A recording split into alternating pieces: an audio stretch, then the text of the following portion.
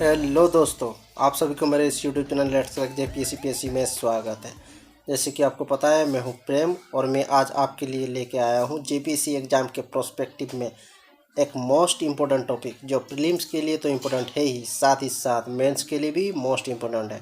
और यहाँ पर हम डिस्कस करेंगे जीएस पेपर 2 से सेक्शन बी बीट 5 से 2 मार्क्स के लिए इम्पोर्टेंट क्वेश्चन, और GS1 से बहुत सारे क्वेश्चंस यहाँ पे हम देखेंगे। साथ ही साथ इंटरव्यू के लिए भी ये बहुत ही इम्पोर्टेंट है। दोस्तों, हम आगे जाके टोटली डिस्कस करेंगे इसके जो डिफरेंट ऑर्गेनाइजेशन आए थे साथ में पृथकवादी आंदोलन के कारण, ठीक है।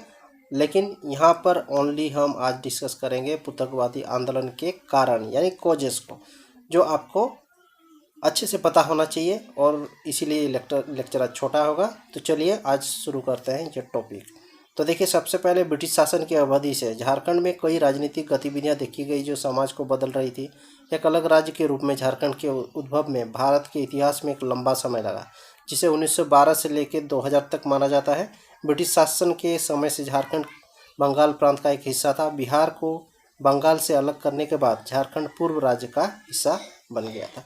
तो दोस्तों, अगर बैकग्राउंड में चलें तो हम जानते हैं सबसे पहले ये बंगाल प्रेसिडेंसी में टोटल ये उड़ीसा हो गया, झारखंड और बिहार, ये तीनों यहीं पे थे। तो धीरे धीरे जैसे अब बंगाल प्रेसिडेंसी से अलग हुआ, जैसे आपको पता है उड़ीसा जो है उत्कल उसको बोला जाता है, 1936 अप्रैल 1 में वो अलग हुआ, ठीक है। वैसे ही बिहार भी बंगाल से अलग हुआ।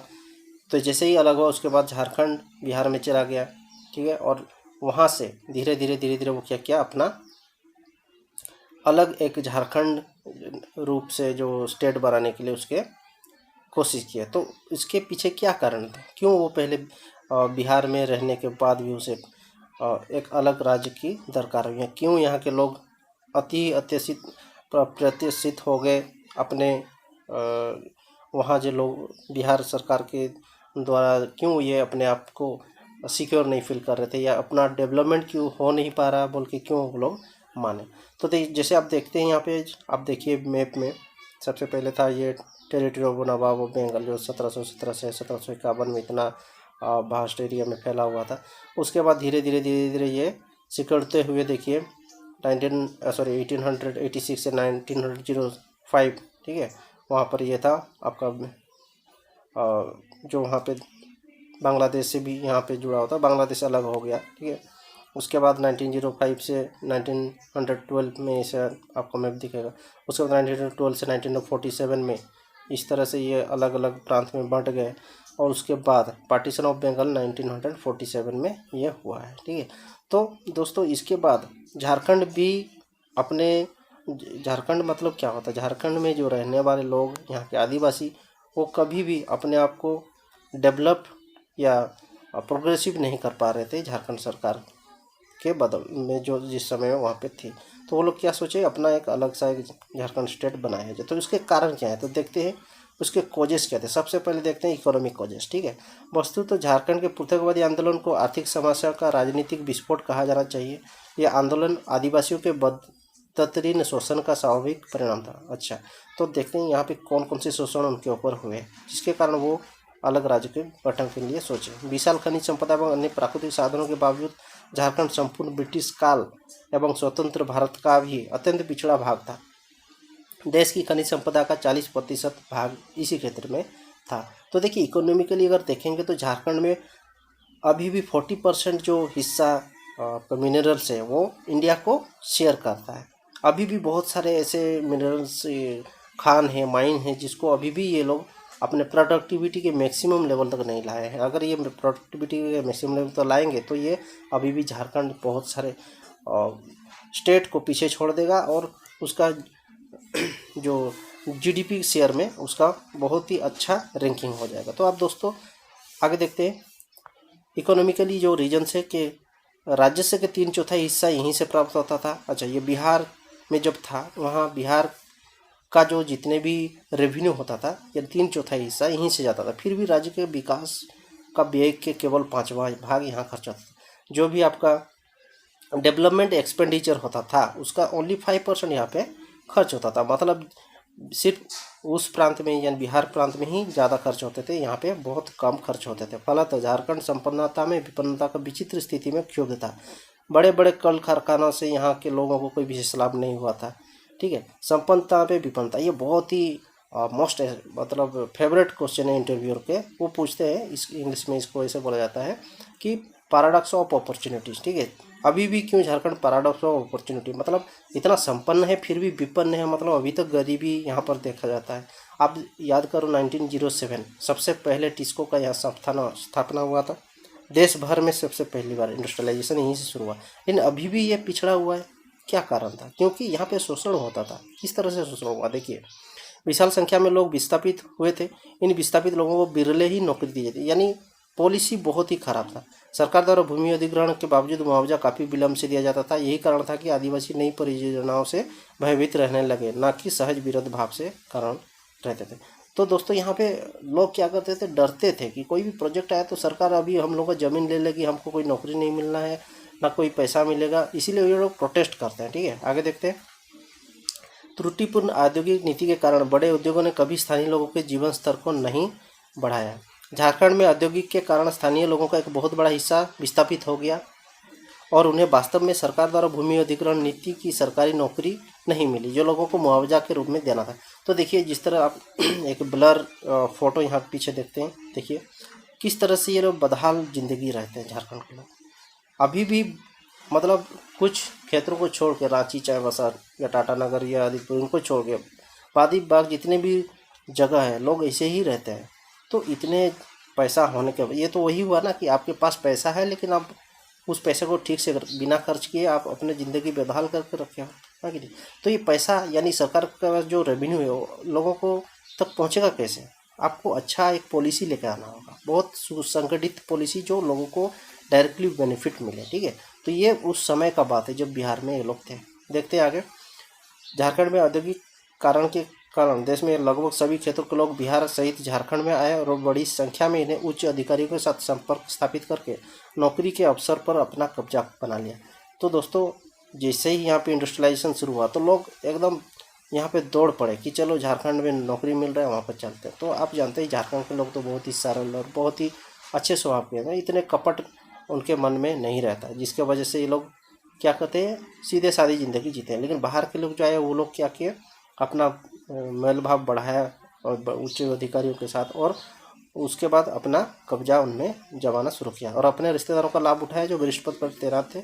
वे आम थे। प्रसिद्ध नारा जो था उस समय चल रहा था, लोटा सोटा झोटा भागो। मतलब क्या कि यहाँ के जो लोग प्रोटेस्ट करना शुरू किए, उनको पता चल गया कि कोई बाहर के जो लोग आ रहे हैं हम लोगों को क्या कर रहे हैं, हम लोगों का जितने भी अपॉर्चुनिटी है या हम लोगों को जितने भी सुविधा मिलता है सरकार से वो हमें नहीं मिलने वाला है। तो इसीलिए हम लोग क्या करेंगे, इनके विरुद्ध कोई अभियान चलाएंगे। ठीक है, तो यहाँ के जो लोकल लोग थे, यहाँ वही नारा था उनका कि लोटा सोटा झोटा भगाओ। तो ये आपको याद रखना है, इंटरव्यू में हो सके तो आपको ये कोट कर सकते हैं आप। ठीक है, तो उसके आगे देखते हैं।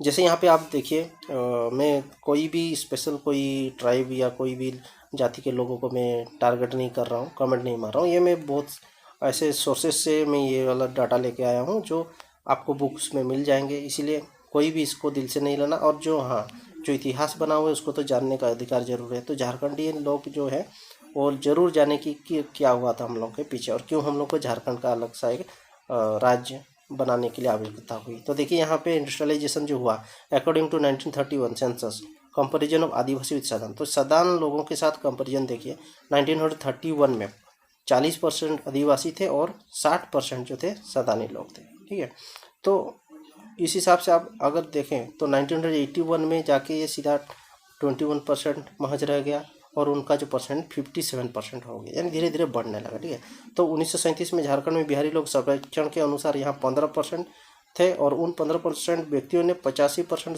सरकारी नौकरी, निजी और सार्वजनिक क्षेत्र की नौकरियों पर कब्जा कर लिया। अनुबंध, लाइसेंस, कोटा, परमिट, इस तरह से सब में वो कब्जा कर लिया गया।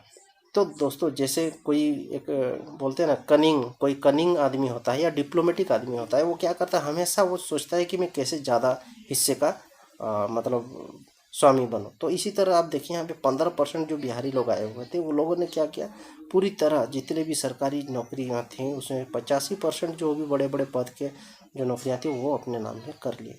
ठीक है, तो एक आदमी, अब ये पॉलिसी, अब इकोनॉमिक्स में आप पढ़े होंगे कि यहाँ जो 10% के लोगों के पास, जितने भी धनी व्यक्ति हैं, 10% धनी व्यक्तियों लोगों के पास सबसे ज़्यादा पैसा रहता है और 90% लोगों के पास कम पैसा रहता है। तो ऐसे में ये जो अनइक्वलिटी है समाज में, ये कैसे इसमें डेवलप होगा। ठीक है, तो उस समय भी बिहारी कॉलोनाइजेशन के रूप में ये लोग आए, और जैसे आप जानते हो ब्रिटिश कॉलोनाइजेशन, लेकिन मैं यहाँ पर बोलूँगा बिहारी कॉलोनाइजेशन। वो लोग यहाँ पे क्या करते थे, कब्जा जमा के बैठे हुए थे।